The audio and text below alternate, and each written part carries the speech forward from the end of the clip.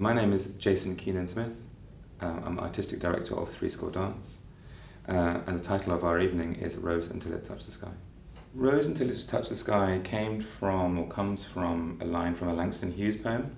So Langston Hughes is the Harlem Renaissance kind of activist and writer, and he talks in that poem about, it's called As I Grew Older. So it's about growing up, but it's also about the kind of realization that comes with growing older.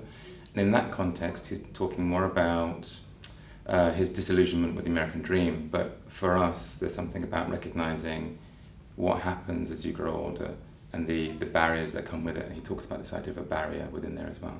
It's great to be able to have both Russell and Rhiannon coming in kind of post-show to be able to talk about the work and their process.